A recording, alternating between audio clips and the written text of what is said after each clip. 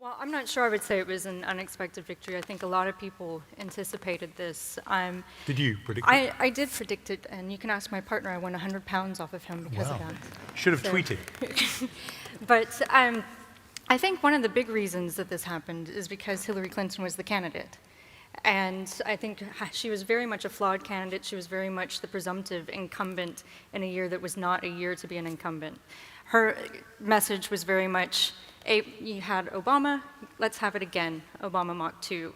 And that message didn't resonate with people who hadn't had the recovery that they were expecting since 2008. So people were still about $4,000 worse off than they were before the Great Recession happened. People were frustrated. They didn't see that they had benefited from any of the recovery. And I think that was that economic message that Donald Trump said, I'm going to create jobs, is what pushed him forward. And is it your view that in a way that was always true and baked in early on, and actually all the ups and downs of the campaign, and it was a very dramatic campaign in September, October, November, the debates, the revelations, the tapes, in a way none of that made a difference. The mind was made up because this was a change year. It was definitely a change year, and I think you saw that with the support that Bernie Sanders had, and particularly the support he had from millennials. And Hillary wasn't able, particularly with millennial women, she wasn't able to get that support that they expected. And they were really looking at what are the policies, and they're voting on policies. And they're saying, I want to be able to pay my student loans off, I want to be able to get a job, I want to be able to advance myself, and they weren't seeing that being possible under her. So that's the perspective of a Republican who, it's fair to say, was not a Donald Trump supporter early on in the process. What about you, Ted Malloch? Well, we heard the theory there that in a way it's mainly about the deficiencies of Hillary Clinton. Is that your explanation for why Donald Trump won? Well, it's certainly one of the reasons. I think I'd take issue at the first with the title of this whole debate, calling it a tragedy. We got the question mark in there. Well, I don't think it's a question mark. I don't think in a Shakespearean year either is it a comedy. I think what Trump will prove that this is very much a Republican play. The pendulum has swung. I mean, this is a pendulum year, and it's really an election of realignment. So we've moved from a blue country to a red country, except on the coast. And I think that the social science term to explain all this, Brownstein and others have used it, is class inversion. So what we have is a white middle class that has been largely excluded as a result of globalization and globalism from participation in the economy, and they basically said, like in the movie, we're mad as hell and we're not going to take it anymore. But Professor Bobbitt, it's great to have you. I don't know how much you heard of what was said before. I'm afraid I've just come in. Good. I'm going to assume nothing. We're looking for an explanation for this election, which not many, some, but not many called right in advance. We've talked about the perceived deficiencies of Hillary Clinton, and maybe that was part of it. And then we've also heard that it was a change year, and in a change year, the pendulum was going to swing away from Democrats towards Republicans. What is your own explanation for why this outcome came about? Well, it's certainly true that all political societies have more values than they can realize, and so they bring to temporary preeminence one party, and then after 4 or 8 years, they shift gears and bring in another party to support different values. There's a pattern of that. That's partly, I think, an explanation. But I think the broader picture is that this is the change happening all across the industrial and post-industrialized societies. It is a change as the kind of state we have had in the US since the 1860s and Europe since the 1870s has begun to very rapidly decay with the end of the long wars of the 20th century. And the reaction of groups that were linked to that state, industrial groups, national groups, because each of these industrial nation states favored a particular sort of ethnic and political group, that reaction is playing out all across the democracies. I want to put this to you then, Steve Hilton, if you can hear us. Yeah. This is this idea that there was a common pattern here, Brexit, then Trump, the phrase used now, perhaps overused, about those who are left behind, and that this is really about some of those bigger forces that Philip Bobbitt was perhaps describing, and a response to globalization, etc. Just sketch out for us if you think that is what was going on in this election. I think that's certainly a big part of it, but it's not the only thing. I think that Really, I think it's important to look at the election, not just in, I know that the theme of most of our discussion is going to be Trump, but I think it's important to look at it in the context of the whole election. Because, of course, the Republicans won not just the presidency, but the Senate and the House and state legislatures across the country and governor's races. It was a really big defeat for Democrats in general, not just Hillary Clinton. And I think that what that tells you is that this was a repudiation, a big repudiation of the Obama years, and I think in two particular ways. And the first is actually beyond just Obama, and that's where I agree about this general point on globalization. I think the economic explanation is pretty fundamental. For me, the most telling statistic, the most telling data point that explains more than anything else about what happened, as Stacey touched on this earlier, is that despite incomes in America happily increasing in the last 12 months, that came out during the campaign in about September. If you look at the long-run picture, the median household income in America today is lower than it was in 1999. I think that has two aspects to it. First of all, the straightforward economic one, which is that people, now that's half of American households earning less than before Bush began his presidency and Obama. So they've had 8 years of Bush, 8 years of Obama, and throughout all of that, incomes are down, while the rich have got richer. And I think that explains not just their sense of economic frustration, but political frustration too, because the sense is that it doesn't matter who you vote for. It doesn't matter whether you have Republicans at the White House or Democrats. You know, literally the rich get richer and we get poorer. And so that's what I think explains that sense of desperation. It says, look, we're going to vote for Trump, despite all his obvious flaws as an individual and as a candidate and so on, because they're just looking for something that will change things. But I do think there's one other aspect to this that I think is important to bear in mind, and I think this is probably particularly a US aspect rather than the global one.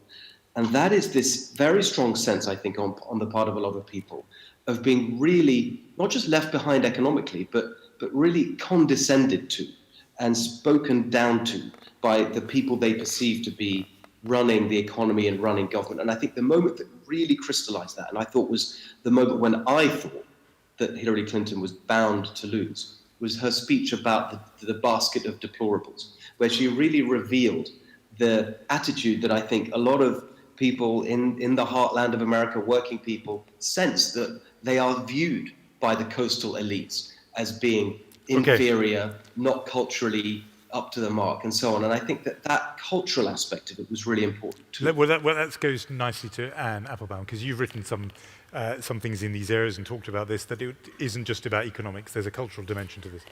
Yeah, I mean, in something as big as an election like this, it's very hard to pinpoint exactly why everybody voted for what reason. There are many reasons. But I think a lot of the economic explanations have been pretty superficial. If you look at how the voting went, you know, actually the poorest Americans, and this is all across, including in, for example, in Texas, which is a red state, the poorest Americans voted for Hillary Clinton. So we're not talking about exactly, it's not like the poor rose up and overthrew the rich. It's a much more complicated problem. I also think that there's not enough attention has been paid to how Trump ran his campaign and the language that he was using to attract people. He also created a kind of us and them, very much like authoritarian leaders do, we, the real Americans, against the fake Americans. And he created a sense of identity around a group that hadn't, I mean, I suppose it's been appealed to like that before, but not in quite a clear, not quite as aggressive a way.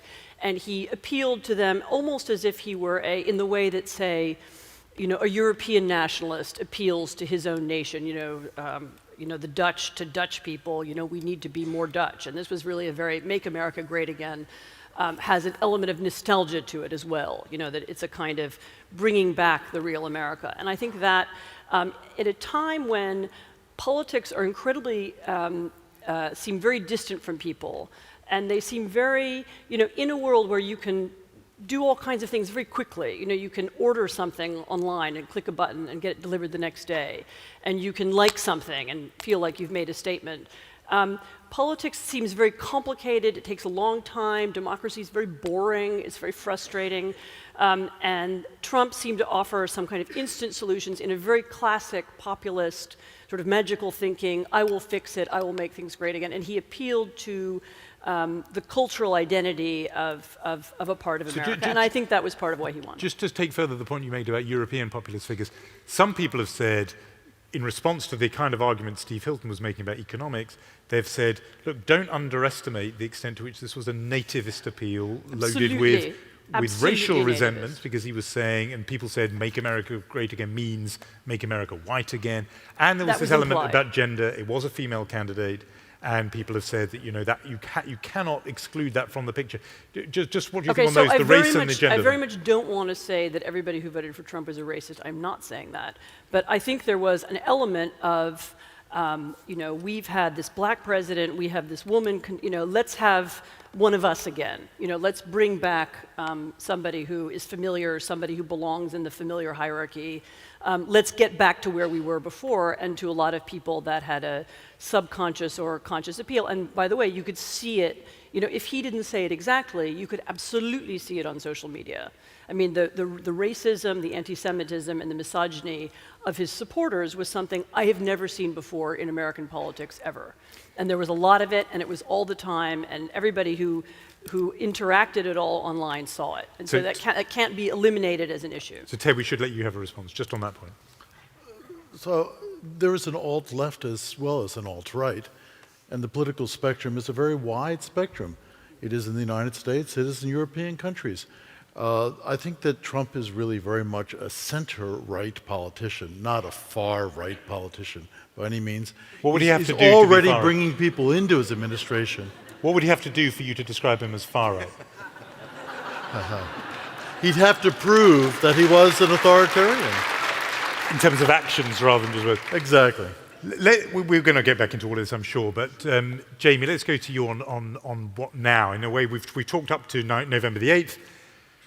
November the 8th to November 30th, we've had 22 days of him being president-elect, Trump. What have we seen? What have we learned? What little clues have we got into well, first of all, just let me thank you for excusing me from the explanation part of the discussion, because it would be too painful. Look, there's a couple of things that I think you can see already.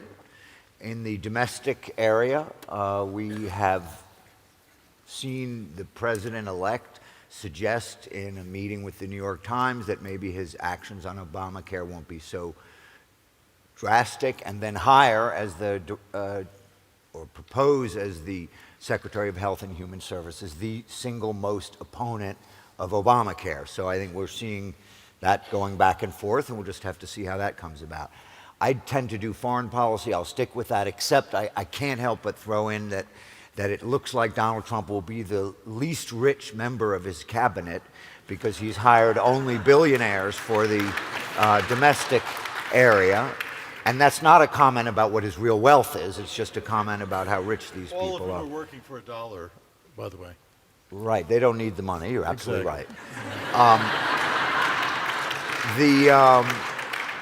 On foreign affairs, where I actually know some of the individuals involved, I don't know whether you call it alt-right or extreme right or way on the right.